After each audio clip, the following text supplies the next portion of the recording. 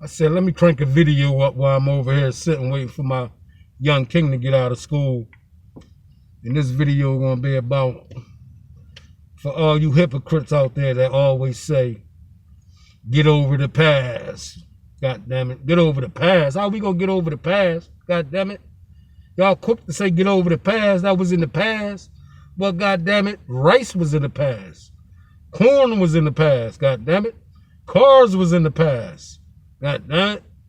Schools was in the past. God damn it. Chicken, beef, all that was in the past. So what I supposed to get over the past and let it go? So I'm supposed to throw away everything. For those who always say, get over the past. If you know your past, God damn it, you bound not to repeat it. God damn it. How about that? Because I knew about the Jab 19 when they was experimenting back then. See, I knew my past. The past is the future. The future is based on the past. So the past gonna always be here. For those who always say, that was in the past. That ain't got nothing to do with what we doing now. Yes, it do. It has a whole lot. Because everything that is based on today is from the past. God damn it, you're a hypocrite if you say it's not. Prove me that I'm wrong when I say it. But anyway, I'll let the elder explain it to you more better. One of my resources. How about that? One of my resources, right?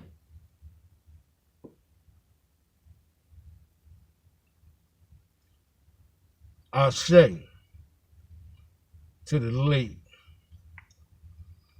Amos N. Wilson. One of my reference about the past.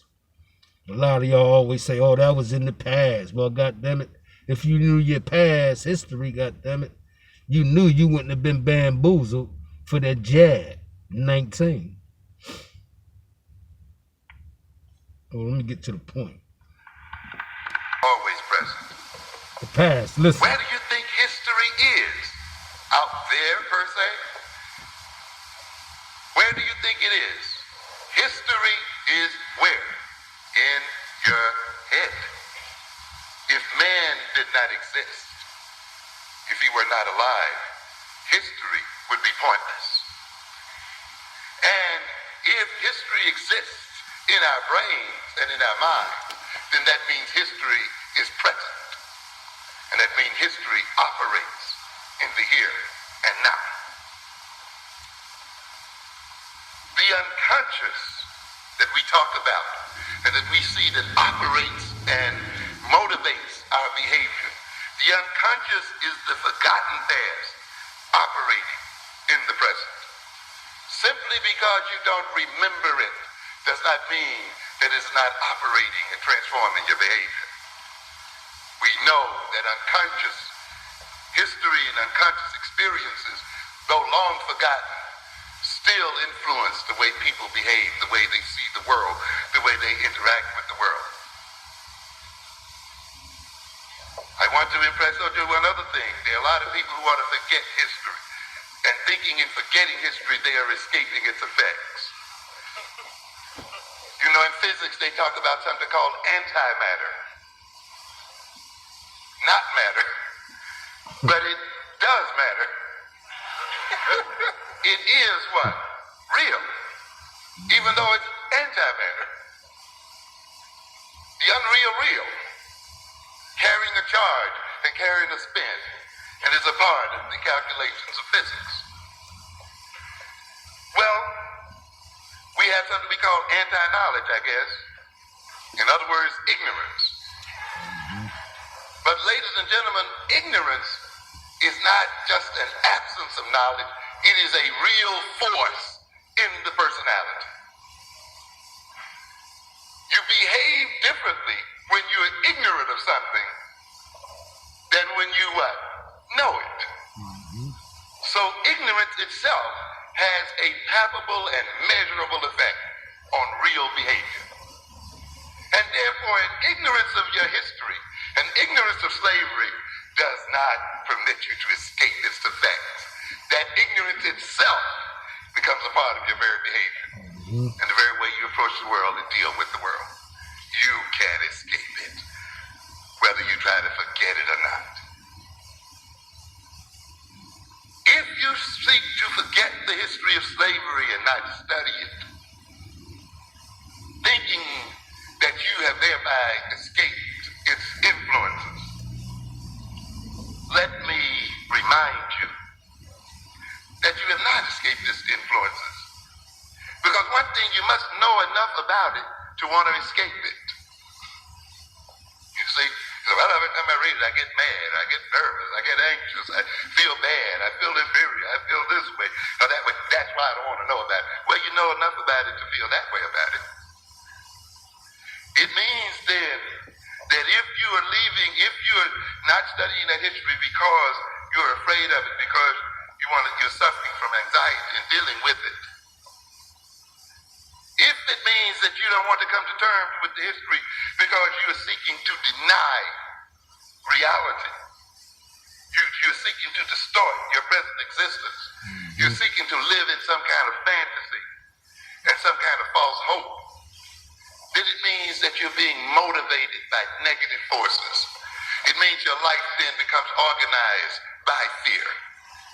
It becomes organized by escape. It becomes organized by denial. In other words, in seeking to escape the history, in trying to deal with its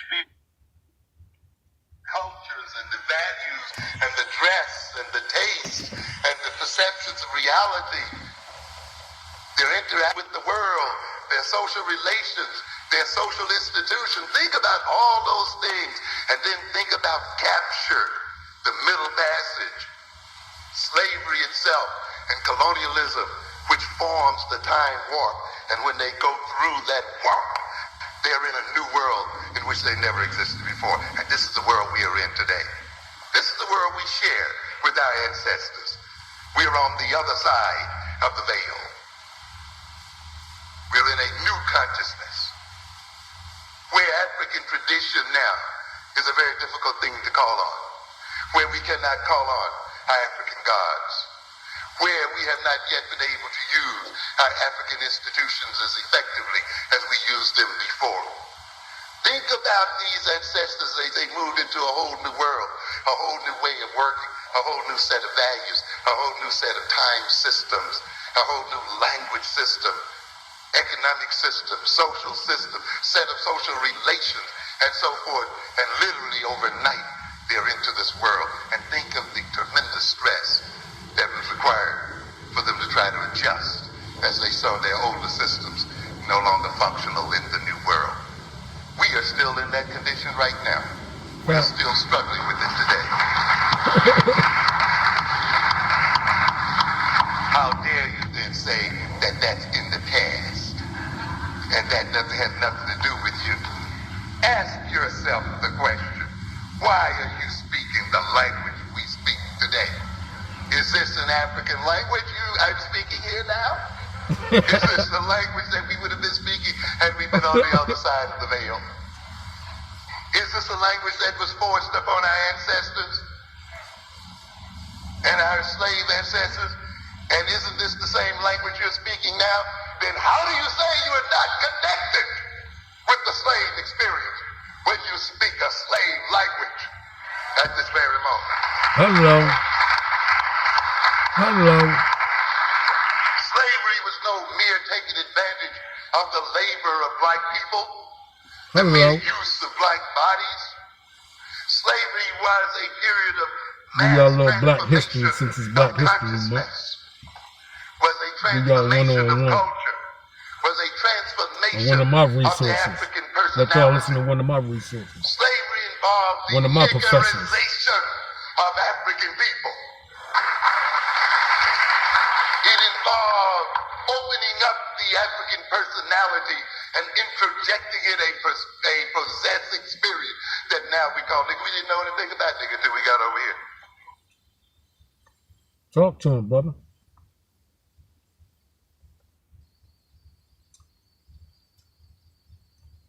And then you lay all the what are the characteristics? And you see us acting it out day in and day out in our streets and everywhere. Acting What like kind of fools. values do we have today? Are those the original values, or are those the values taught our slave ancestors and ourselves? What kind of God are we giving praise to? Are they original gods, or is the religion we have now a religion given to us in slavery? What kind of family organization do we complain about? What are the dynamics that go on in the black family today if those dynamics were not determined by our going through the time warp of slavery? Even when you had a black man and a black woman in the fields, and they may have consummated a marriage and children, it was still not a duplicate of the white man and white woman's marriage, because the family was a slave family. And the dynamics of being a slave family changed the relationship between the man and his wife, and the man and his children. And even today, the black man's relationship to his black wife and his relationship to his children is still not a duplicate of the white man's relationship to his wife or to his children, because we are still a servant people, and those dynamics enter into our social relations with our families and our people. That's right. How dare you say then that your living today is in no way connected to the past? We are the past. We and our ancestors are one and the same, because we share the same experience. We speak the same language. We are an alienated people. Mm-hmm. What does that mean?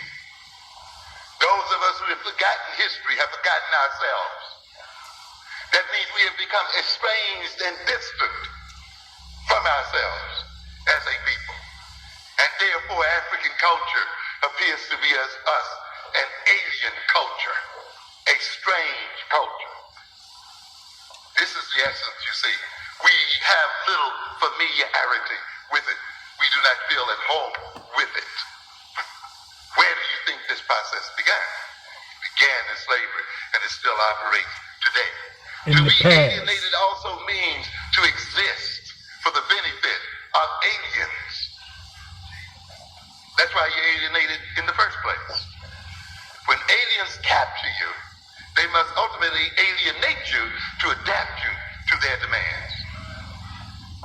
That is why when we spend our money in these streets today, when we have neighborhoods that are 100% black, we can only support alien merchants. Yes. And when we go to work, we can only work for alien people. And when we are educated to qualify for alien companies and alien corporations. There has been no basic change since slavery. The essence of slavery is servitude. And the black man is still a servant today. You and us and we are just as much servants and operating to the benefit of the white man today as our slave great-great-grandparents did in the past. Don't be deceived by your little profession. Your little title, your little degree. There's nothing changed in this situation. Don't be We deceived. have not yet come out of slavery. As I mentioned yesterday on the radio, at the very bottom of black education, at the very what I call and what I talk about in educating black children for the 21st century, when I talk about the explicit curriculum and the implicit curriculum, the hidden curriculum, behind every curriculum in America is the assumption that black people are being trained to work for white folk. Right. The whole organization of every school, primary, secondary, child care, daycare, whatever it is, operates on the assumption that we are here to work for white folk. That's right. Yes. Every course, everything is set around that issue. That we will serve white folk, that white folk will provide us with the jobs, that white folk will protect our interests, that we are here to benefit white folk, and we are concerned then about how we can best qualify to meet the criteria demanded by white folk. In other words then, in getting our degrees and getting our education, we're preparing to put ourselves on the slave block and ask whites to bid the highest prices based on our qualifications. Hello. You must understand that a true education, a true African-centered education, itself on African issues and African liberation, not working for white folk. That is truly concerned then, that puts African concern at the center of the educational process. And ultimately is concerned with disempowering white folk, and is ultimately concerned with employing ourselves and creating our own job and gaining control of our own destiny. We have to then ask, what criteria must we meet? Must we socialize ourselves? Must we educate ourselves in order to become the people we must become? In order to solve the problems we must solve. This is the essence of what an African-centered education is about. Because if an African-centered education does not solve your problem, it is not an education. If being trained in computer science and technology and white law and all the other things ultimately cannot protect your very biological existence, if these things cannot remove your dependency on another people for your very life and for your very bread, then you're being miseducated. I don't care where you get the education from.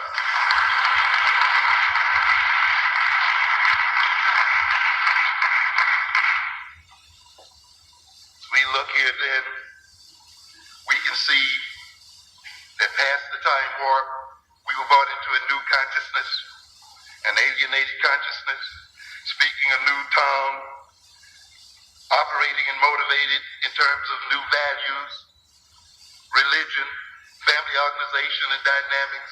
We saw ourselves in a way we'd never seen ourselves before. We define ourselves in that way we've never defined ourselves before. We're engaged in social relations, the like of which we never engaged in before. We are caught in servitude, still in servitude, and it is the intention of the white man that we never come out of servitude until he no longer needs us and decides to create genocide against us. We now have new learning styles because our whole cognitive way of thinking and our whole way of processing information has been transformed by the slave experience. That's why I tell you, you cannot have an appropriate African-centered education until you have an appropriate theory of learning, because our very ways of thinking and reasoning and so forth was transformed by the slave experience. And one of the major problems we have in the educational institution today is that the way our children are taught and the way we are approached in terms of education has nothing to do with the way we are organized in terms of the way we think and behave and are motivated. There's a complete opposition between the way the school is designed and the way we are designed as people and have been designed by the slave experience and the experience in America. There's nothing wrong with African children. Black children do not come to school. Black children do not come to school behind white children. They come to school as they are. What does this imply then? It implies then that it is the school that needs to be what? Transformed, not the African child. But once you know that what we've experienced is a psycho-history, not a mere history and experience, but a psychological transformation. When you talk about education, then you will design a theory of pedagogy, a method of teaching that is in line with the psychology that has been created by the slave experience, and one that says, I know how this mind is structured as a result of that experience. How do we want to restructure that mind so that it can achieve things we need to achieve? What do you mean then? And here we have what? New tastes, new foods. Even our soul foods reflect the slave experience.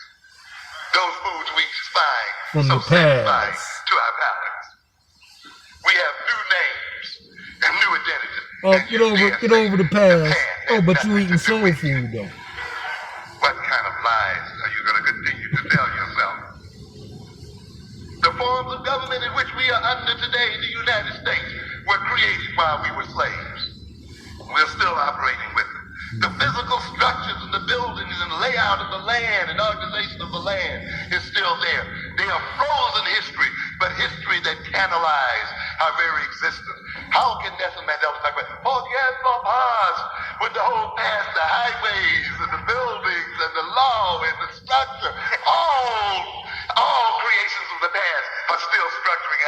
life today, and you're going to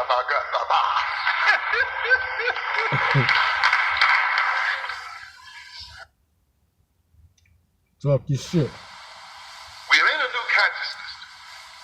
I want you, when you read this next book coming, I'm going to talk about consciousness. Consciousness is power. Consciousness is the means by which people adapt to the world and adapt the world to themselves.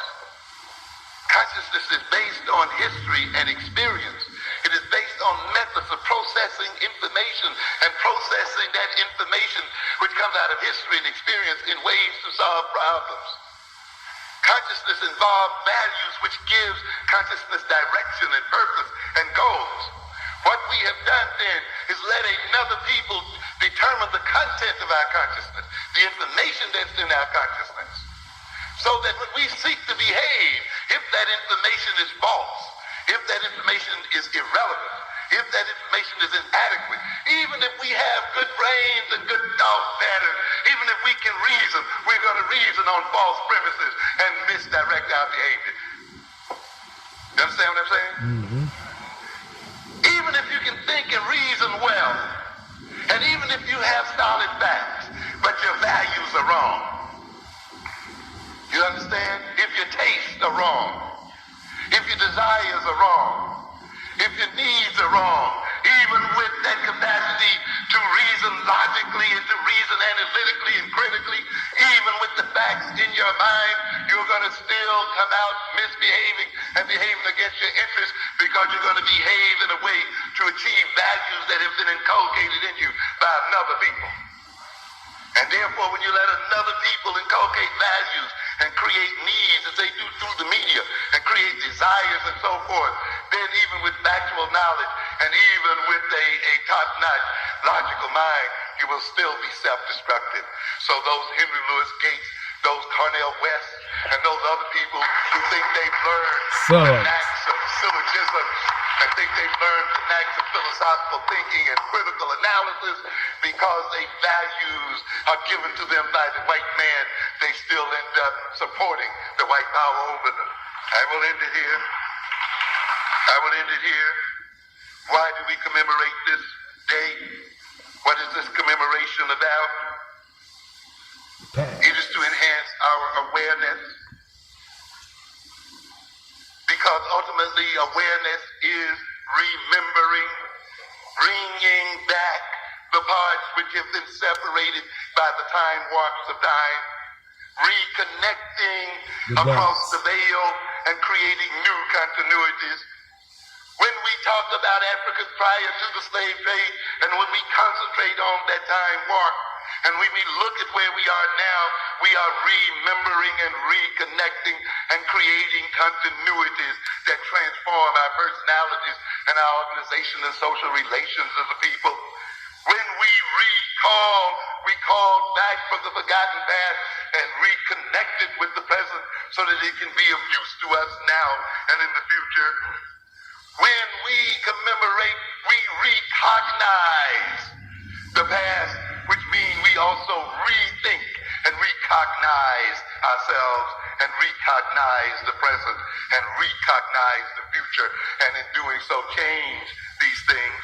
We recollect and we recreate. We become new creatures and take new names and take new values and take new goals and orientations and create new desires and new wishes and hopes and so forth. This is what we do when we commemorate, when we look at that middle passage. We're looking at this situation here then where we go back into the time warp, and instead of letting it be under the control of Europeans and let ourselves be the accidental reflection of that time warp, we look at that time warp again. We look at the mid-passage. We look at our captivity and slavery. We look at them and reframe them, restructure them, reorganize them, and in restructuring them, reframing them, we change the consciousness that they created originally, and we thereby become self-creating and self-determining. And then now, instead of being controlled by that time warp, instead of being controlled by that forgotten slave experience, of being controlled by that middle passage, because we come to know it, because because we recall it, because we bring it up and re-examine it and restructure it and reinterpret it. Instead of then being controlled by it, we thereby, through this analysis, gain control over our consciousness, and through it gain control over our behavior, and through it gain control over our destiny as a people.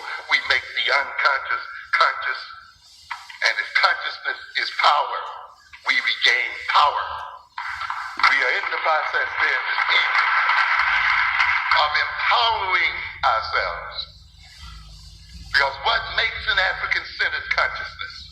An African-centered consciousness is a consciousness based on African history and culture and the African experience, based on knowledge relevant to African people and African issues, based on solid African information and other information relevant to our liberation as a people and self-control as a people.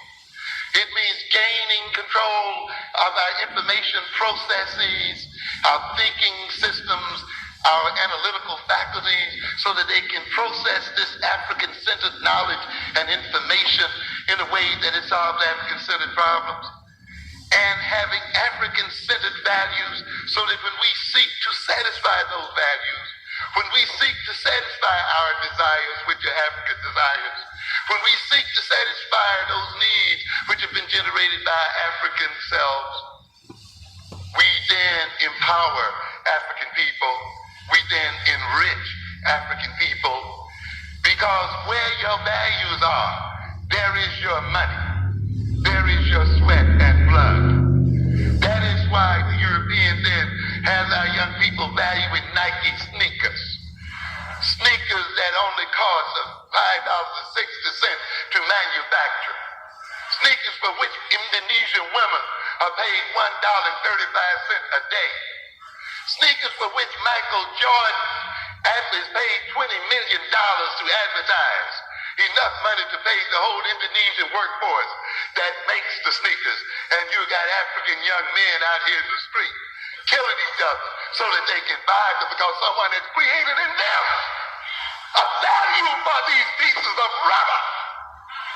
They sell drugs and they kill and they mob. Why? Because they've let a white man put into their minds that these junks are nothing of value, of such value. Why is it? You think freedom is doing what you want to do? Then why isn't everything you want to do, you gotta pay aliens to do it? Because they've put the values in your mind. They've created the desires in your mind. So consequently, you see, when you desire things African, when you need things African, you see, you destroy European power that depends upon you trying to satisfy the desires that they put in. You understand? And if they're African desires, if they're African needs, if they're African values, and fulfilling them, you enrich and empower African people. This is what we are about here tonight. We are connecting ourselves again to our greatest source of power, and that is our African past to create our African future. Thank you. Y'all heard it live and direct. Y'all heard it live and direct from my man, Amos N. Wilson. Ashe. But like he said, the past is the future, is the present. The past is the present, yeah. We in the past right now. Who agree with me? We in the past right now, ladies and gentlemen. So when people tell you don't forget your past, right then and there, one, you know they don't know anything about self. Two, they talking to you using the English language, which was in the past, right? It was forced on us in slavery, right?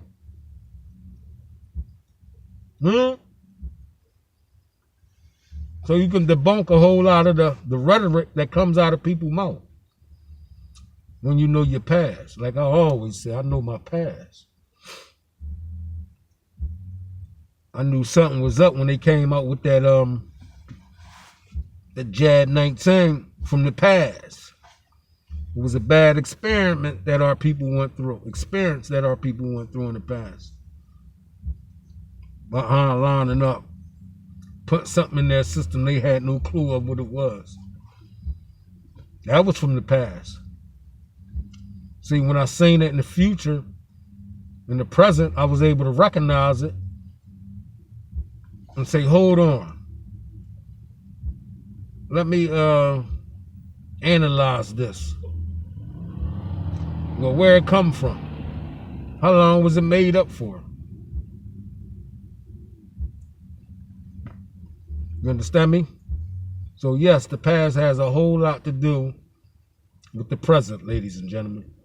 So don't let no one tell you, oh, that was in the past, get over it. Well, if that's the case, get over everything you got on now and whatever you driving and whatever you eating. Get over it. It was in the past. Peace, ladies and gentlemen, until the next time. Know thyself, therefore you'll know thy history. Peace.